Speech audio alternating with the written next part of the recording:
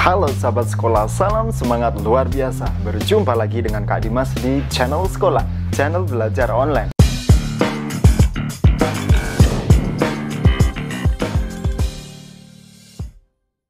So, bagi kalian-kalian, khususnya pelajar yang baru saja mampir di channel ini, kalian sedang belajar online, BDR, daring, atau sedang butuh materi pelajaran, tips trik, soal, butuh motivasi atau semangat dan inspirasi, kalian wajib subscribe channel ini.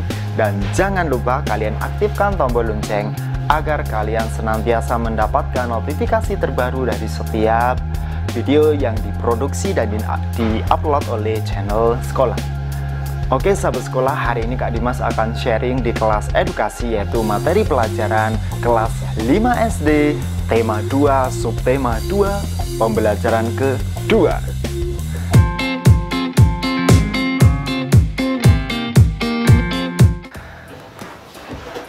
Oke sahabat sekolah, di pembelajaran kedua ini kita melanjutkan pembelajaran yang lalu, masih berpedoman pada buku tematik seperti yang kamu punya. Akan tetapi di pembelajaran kedua ini kita akan awali dengan cerita. Masih ingat tentang apa kemarin pembelajaran di pembelajaran 1? Ya, tentang sistem pernapasan pada manusia ya. Oke. Kita akan awali dengan cerita dari kakek Husen dan Edo ya. Nah, pagi itu udara terasa dingin. Di sebelah rumah Edo tinggal kakek Husin. Kakek Husin mengidap penyakit asma. Saat udara dingin, kakek Husin akan merasa kesulitan bernapas. Kakek Husin biasanya akan segera menyemprotkan obat di dalam botol spray seperti yang ada di gambar. Nah, obat itu disemprotkan ke dalam tenggorokannya. Tak lama setelah itu, kakek Husin akan dapat bernapas dengan lega. Sahabat sekolah, asma merupakan penyakit penyumbatan saluran pernapasan yang disebabkan oleh alergi. Nah, penyebab atau pencetus alergi itu misalnya udara dingin, rambut atau bulu, misalkan hidung kita kemasukan bulu, kemudian debu, kita tidak sengaja menghirup debu, dan tekanan psikologis atau stres itu juga menyebabkan asma ya. Nah, berikut ini gambar perbedaan kondisi bronkus yang ada di dalam dada kita ini ketika sehat seperti ini, yang normal ini, dan ketika sakit seperti ini ya, perbedaannya seperti itu. Nah, gejala awal penyakit asma ini itu antara lain berupa yang pertama ya, gejalanya kita harus tahu ya. Yang pertama, batuk, terutama pada malam hari atau dini hari. Batuknya ini tidak berhenti-henti, jadi setiap malam dia batuk. Yang kedua, sesak napas ya, mengalami sesak napas. Kemudian gejala yang ketiga adalah napasnya ini berbunyi nyik gitu, sampai teman di sebelahnya atau saudara di sebelahnya itu terdengar ya, bisa mendengarkan suara napas penderita. Yang keempat, biasanya gejalanya ini juga penderita ini merasakan rasa berat di dada. Gejala awalnya seperti itu.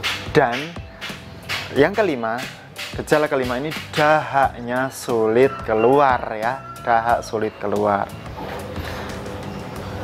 Sahabat sekolah, dalam perkembangannya pasien berpenyakit asma dapat mengalami gejala yang berat. Ketika sudah mengalami gejala awal tadi, bisa berkembang menjadi gejala yang berat. Nah, gejala berat ini kan bahaya. Nah, makanya ini disebut dalam keadaan darurat yang mengancam jiwa, keselamatan nyawa seseorang. Nah, makanya kita harus tahu gejala berat asma meliputi apa saja. Setidaknya ada 6 ya, seperti yang ada di layar. Yang pertama, serangan batuk yang teramat hebat. Di batuknya luar biasa ya. Kemudian yang kedua adalah sesak napas yang berat. Sesak napasnya tidak biasa-biasa saja, tapi luar biasa atau berat bernapas ya. Jadi kemudian yang ketiga, napasnya tersengal-sengal. Nah, ini. Yang keempat, sianosis atau kulitnya kebiruan. Biasanya dimulai dari bibir atau mulut.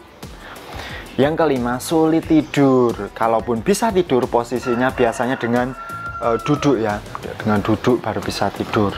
Dan yang keenam, kesadarannya menurun. Kesadarannya menurun. Nah, itu gejala beratnya ya. Sahabat sekolah, selanjutnya kita mengamati. Nah, oke, kita lanjut ya. Kakek Husin mempunyai cucu laki-laki seumuran Edo bernama Dani.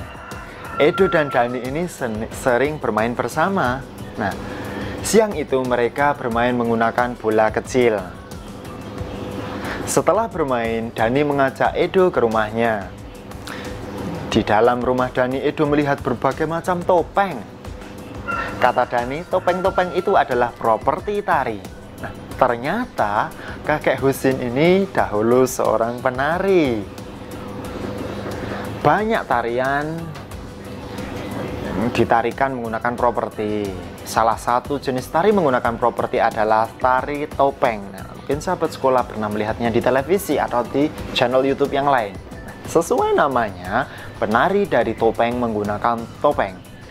Gambar berikut di samping ini menunjukkan salah satu contoh tari topeng. Nah, penari pada gambar ini sedang menarikan tari klono topeng.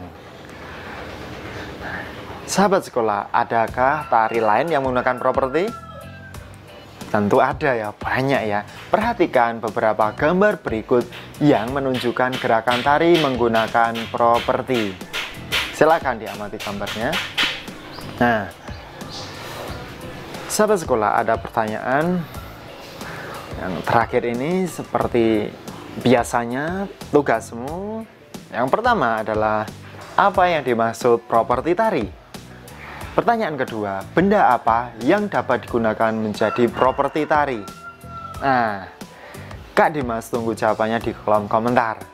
Selamat bekerja, selamat mengerjakan. Semoga kalian bisa menyelesaikan tugas ini. Sahabat sekolah, akhirnya selesai sudah, bersambung ke pembelajaran berikutnya ya. Semoga video ini bermanfaat bagi kalian, terutama dalam meraih prestasi dan mimpi besarmu. Jangan lupa lihat channel ini keseluruhan. Lihat ada kelas motivasi, ada kelas edukasi terdiri dari beberapa kelas dan tema subtema, dan berlanjut kita akan mengompletti lagi. Nah, cukup sekian dari Kak Dimas. Salam semangat luar biasa. Terima kasih.